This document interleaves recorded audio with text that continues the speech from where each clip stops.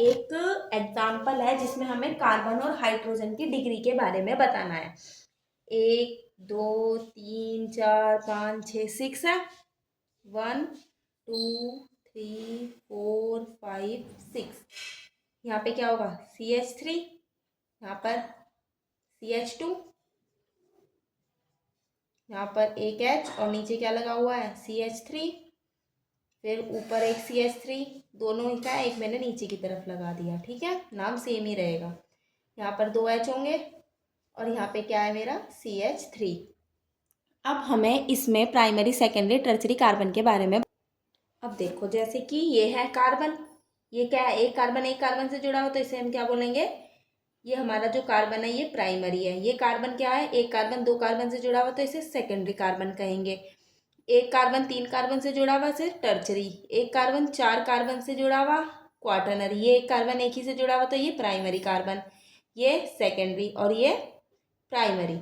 अब हमने एक टेबल टाइप की बना ली जिससे हमें पता चल जाए कि अगर हमारे पास प्राइमरी कार्बन है तो प्राइमरी हाइड्रोजन कितने होंगे और सेकेंडरी कार्बन है तो सेकेंडरी हाइड्रोजन कितने होंगे।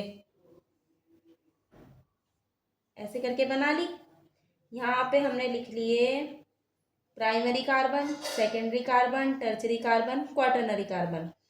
और यहाँ पे हमने क्या लिख लिया, नंबर ऑफ हाइड्रोजन और नंबर ऑफ कार्बन। अब हमारे इस वाले टेबल में जो भी मैंने एग्जांपल बनाया इसमें हमारे प्राइमरी कार्बन कितने हैं, 1 2 3 4 और 5। 5 हमारे प्राइमरी कार्बन है। अब इसके साथ हाइड्रोजन कितने जुड़े हुए, हर प्राइमरी कार्बन के साथ 3 हाइड्रोजन जुड़े हुए हैं। 3 6 9, 9 और 3 12, 12 और 3 15। अब सेकेंडरी कार्बन कितने हैं हमारे पास, एक ये रहा सेकेंडरी कार्बन और एक मेरे पास ये रहा सेकेंडरी कार्बन। ठीक है, अब जो सेकेंडरी कार्बन है वो कितने हैं, 2, और हर सेकेंडरी कार्बन के साथ 2 हाइड्रोजन जुड़े हुए हैं तो कितने हो गए, 4। जो टर्चरी कार्बन है उसके साथ एक ही हाइड्रोजन जुड़ा हुआ है और टर्चरी कार्बन है भी कितना, 1 या 2, देखो देखो एक ही है, एक ही हाइड्रोजन है। अब क्वाटरनरी कितने कार्बन है, ये रहा क्वाटरनरी, एक ही बैठा ये वाला, इसके साथ क्या है कोई भी हाइड्रोजन नहीं है तो क्वाटरनरी कार्बन 1 है और हाइड्रोजन कितने हैं, 0। अब इसके बाद हम एक और एग्जांपल लेते हैं ताकि अच्छे से समझ आए। देखो, अब इस वाले एग्जांपल में हमें प्राइमरी और secondary carbon, tertiary, quaternary carbon के बारे में बताना है। मैंने वो टेबल सी बना ली, टेबल में कुछ भी नहीं है, हमें लिखना ही है सब कुछ, प्राइमरी, सेकेंडरी, टर्चरी, क्वाटरनरी। ठीक है, और यहाँ पे वही नंबर ऑफ हाइड्रोजन और कार्बन। अब इसमें पहले हमें स्ट्रक्चर में देख लेना है कितने प्राइमरी है, कितने सेकेंडरी है, कितने टर्चरी है। ये वाला कार्बन क्या कहलाएगा, प्राइमरी। ये वाला कार्बन भी प्राइमरी। ये वाला जो कार्बन है ये 2 कार्बन से जुड़ा हुआ है तो सेकेंडरी। ये वाला कार्बन भी 2 कार्बन से जुड़ा हुआ है तो सेकेंडरी कार्बन। और ये वाला कार्बन कितने से, 1 2 3 कार्बन से जुड़ा हुआ तो टर्चरी कार्बन। ये वाला कार्बन भी क्या कहलाएगा, टर्चरी। और ये जो ऊपर वाला कार्बन है ये क्या कहलाएगा, प्राइमरी कार्बन। सेम ये 2 कार्बन से जुड़ा हुआ था ये क्या कहलाएगा, सेकेंडरी। और ये वाला कार्बन क्या कहलाएगा, प्राइमरी। ये वाला कार्बन क्या कहलाएगा, 1 2 3 कार्बन से जुड़ा हुआ तो टर्चरी। ये वाला कार्बन 1 2 3 4 कार्बन से जुड़ा हुआ तो क्वाटरनरी। ये वाला कार्बन सेकेंडरी, 2 ही कार्बन से जुड़ा हुआ है। अब ये वाला जो कार्बन होगा 1 2 3 4 कार्बन से जुड़ा हुआ तो इसे क्वाटरनरी। ये वाला कार्बन प्राइमरी, ये भी प्राइमरी, ये भी प्राइमरी।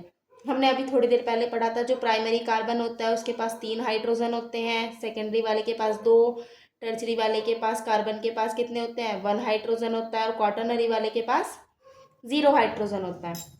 अब यहाँ पे प्राइमरी गिनो कितने हैं, 1 2 3 4 5 6 7, कितने हैं, 7 प्राइमरी कार्बन है। अब इसके जो हाइड्रोजन होंगे वो कितने होंगे, 21, क्योंकि 3 हर किसी में 3 3 3 3 3 3 3 7 जा 21। अब हमें देखना है सेकेंडरी कितने हैं, एक ये रहा सेकेंडरी 1 2 3 और एक 4 सेकेंडरी कार्बन है। हाइड्रोजन कितने हो गए, 4 का डबल 8।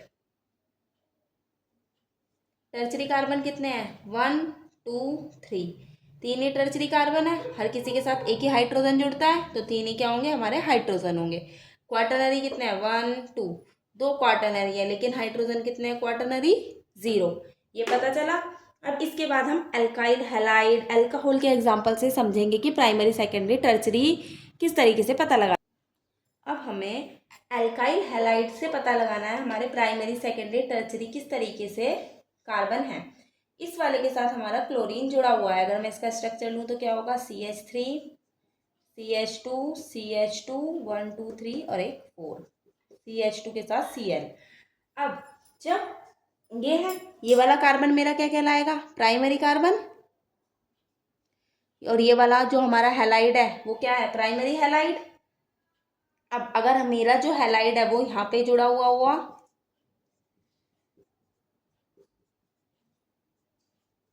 तो ये क्या होगा, मेरा सेकेंडरी कार्बन, तो हैलाइड भी सेकेंडरी पोजीशन पे आ गया। और अगर इस तरीके से जुड़ा हुआ हो लेट सपोज, तो ये कौन कितने कार्बन से जुड़ा हुआ मेरा हैलाइड, 2 कार्बन के बीच से, दो एक कार्बन 2 कार्बन से जुड़ा हुआ। ये सेकेंडरी कार्बन है तो हैलाइड भी क्या कहलाया, सेकेंडरी हैलाइड। कार्बन की पोजीशन के बारे में बताना है, इतना पता चला। अब इसके बाद अगर मैंने अल्कोहल वाला ले लिया, तो जैसे कि ये रहा मेरा अल्कोहल CH3H, यहाँ पे मैंने फिर से CH3 लगा लिया, यहाँ पे OH जोड़ दिया। अब ये वाला जो मेरा कार्बन है कौन सा कार्बन है, 1 और 1 2 सेकेंडरी कार्बन, तो अल्कोहल भी क्या बना, सेकेंडरी अल्कोहल। ठीक है। अब जैसे कि अगर मैंने ऐसे ले लिया CH3 CH2OH, अगर मैं इस वाले कार्बन को देखूं तो ये वाला कार्बन मेरा क्या है, प्राइमरी कार्बन, एक ही कार्बन से जुड़ा हुआ, ये भी प्राइमरी कार्बन है, तो ये प्राइमरी कार्बन से जुड़ा हुआ अल्कोहल हो गया, और तो प्राइमरी अल्कोहल कहलाएगा। और अगर ऐसे हुआ, स्ट्रक्चर पे तो देखना ही नहीं है, वो तो हमें पता ही लगाना है। ये वाला ये देखा यहाँ पे एक कार्बन है, एक कार्बन इससे जुड़ा हुआ है, इससे सेकेंडरी कार्बन, अल्कोहल इससे ही जुड़ा हुआ है, तो ये क्या बना मेरा, सेकेंडरी अल्कोहल बना। इतना पता चला, ये क्या बना मेरा, सेकेंडरी अल्कोहल बना। अब इसके बाद हम पढ़ेंगे एमाइन वाला जो हमारा कॉन्सेप्ट है उसके बारे में। अब हम पढ़ेंगे एमाइन के लिए। RNH3 हमारा प्राइमरी एमाइन है, RNH, इसे हम सेकेंडरी एमाइन बोलते हैं, ये मेरा प्राइमरी है, ये सेकेंडरी है। और जब हमारा इस तरीके से हो, इसे टर्चरी एमाइन बोलते हैं। और क्वाटरनरी एमाइन क्या होता है, एक सोल्ट होता है जब N के ऊपर प्लस और ऐसे करके R लगे रहते हैं। ठीक है। अब जैसे कि एग्जाम्पल है ये,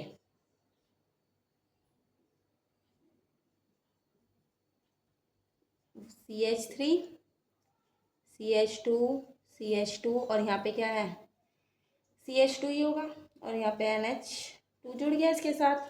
अब ये वाला कार्बन क्या है, प्राइमरी कार्बन है, तो प्राइमरी कार्बन के साथ जुड़ने वाला अमीन, प्राइमरी अमीन वही उसमें वाला है। अल्काइल हैलाइड, R का मतलब क्या होता है, कोई भी अल्काइल जुड़ा हो, हैलाइड नहीं, वो गलती से हो गया। अब अगर मैंने ये वाला पूछा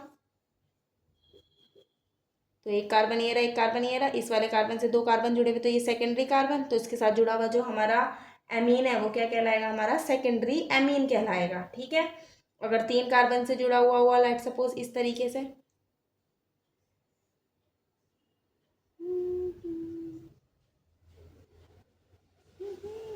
यहाँ पे ना H आएगा बैलेंसी पूरी करने के लिए ना।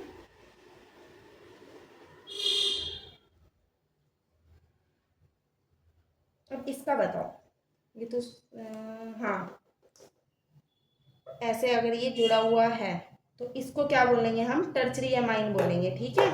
अब टर्चरी एमाइन क्यों बोलेंगे, क्योंकि जो हमारा R है वो इकट्ठा 3 उससे जुड़ा हुआ है। जैसे कि मैं स्ट्रक्चर फिर से बना के दिखाती हूँ आपको।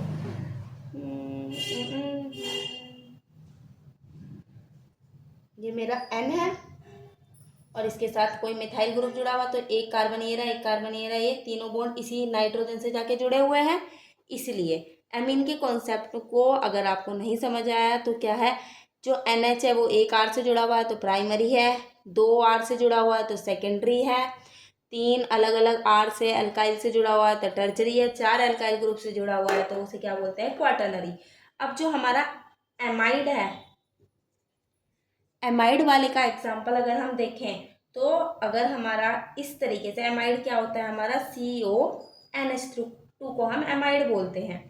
और अगर हमारा सेम वही कॉन्सेप्ट होता है जैसे एमीन वाला है, इस तरीके से जुड़ा हुआ है, तो ये एक R से जुड़ा हुआ एमाइड, तो ये प्राइमरी एमाइड। और अगर ये इस तरीके से है C+ONH और इधर एक R है तो इसे हम क्या बोलेंगे, सेकेंडरी। और अगर हमारे पास इस तरीके से देखने को मिला C+ON, एक R इधर एक R इधर, तो इस वाले हम एमाइड को क्या बोलते हैं, टर्चरी। 3 कार्बन अलग अलग दिख गए एन से जुड़े हुए। अब इसके बाद हमारा जो नेक्स्ट टॉपिक है हम उसके बारे में पढ़ेंगे, जो हमारा क्या है, एलिफेटिक एलिसाइक्लिक कंपाउंड क्या होते हैं।